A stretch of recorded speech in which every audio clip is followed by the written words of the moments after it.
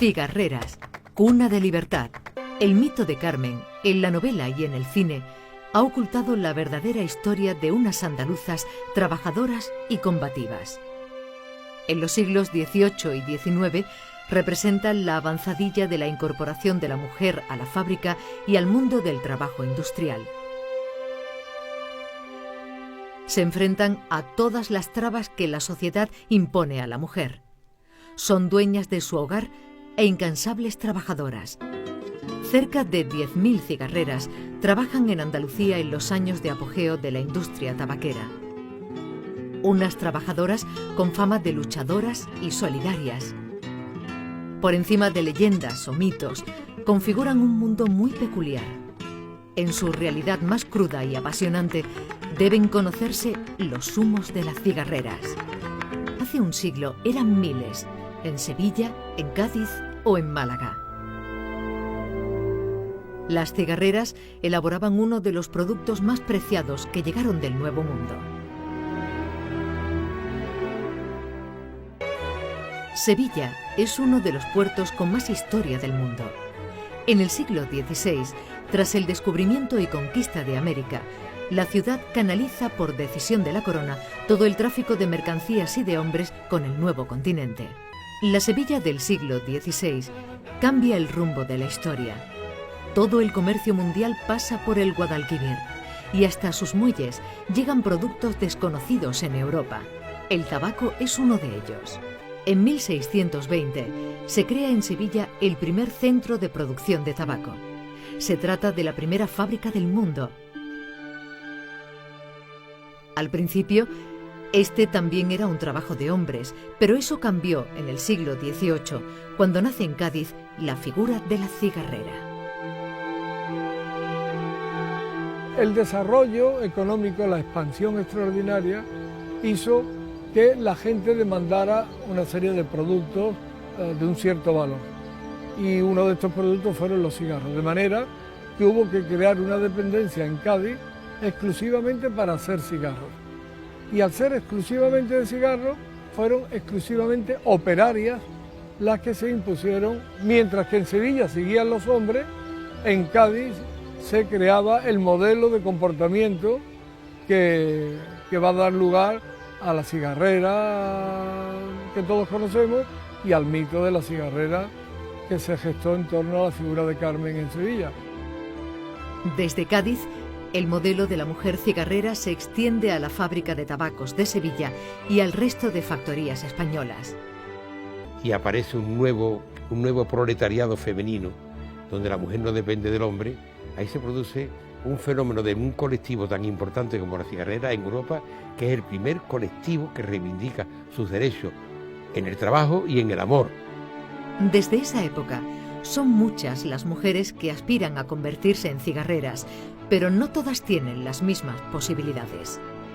Las cigarreras son hijas o nietas de cigarreras o de cigarreros, y los nuevos cigarreros, los hombres que van, o tabaqueros, los hombres que van entrando, que no hacen las mismas labores que ellas, porque las labores que hacen los hombres son distintas, son labores de carga en la fábrica o de supervisión, o labores en el picado del tabaco o posteriormente con las máquinas. Son también hijos y familias en muchos casos de cigarreras, pero en ellas todas son familias, un empleo completamente familiar. Y a veces hay hasta 3 generaciones de mujeres trabajando en la fábrica. Según la teoría más romántica y popular, se contrataban mujeres porque eran más sensibles para realizar un delicado trabajo artesano. Pero la realidad era muy diferente. Se prefería a las mujeres por ser trabajadoras menos conflictivas que los hombres y recibir salarios más bajos. Iba a ser un crecimiento extensivo, por tanto, iba a implicar, y de hecho implicó, el coste era menor.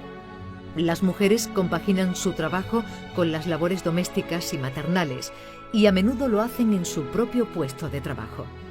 En torno a la fábrica de tabacos, las cigarreras forjan toda una cultura y una filosofía de vida. Las niñas, a partir de 7 años aproximadamente, iban allí a la fábrica para cuidar de los bebés. Pero al mismo tiempo que estaban cuidando de los bebés, estaban aprendiendo el oficio. Como en todo trabajo a destajo, las cigarreras afrontan durísimas e interminables jornadas de trabajo. Hasta que aparecen las primeras máquinas, toda la producción pasa por las manos de las cigarreras en sus diferentes faenas. Las cigarreras van gestando un espíritu de comunidad que más adelante, en plena época de cambios, las lleva a luchar unidas. Desde el primer momento surge en la cigarrera un espíritu de solidaridad. Con los dedos, la ropa y todo el cuerpo oliéndoles a tabaco, es difícil no caer en la tentación. Las cigarreras también echan humo. Las cigarreras fueron, por así decirlo, las primeras mujeres que fumaron. La imagen que nos ha quedado de las cigarreras andaluzas es la de unas mujeres reivindicativas y de espíritu solidario.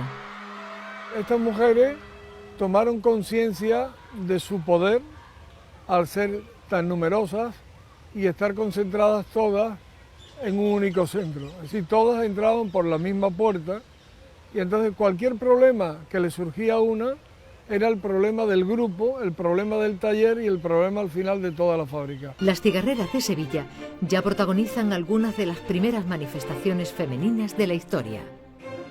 Hubo una en el 42, 1842, cuando no eran muchas, pero que marcó una época.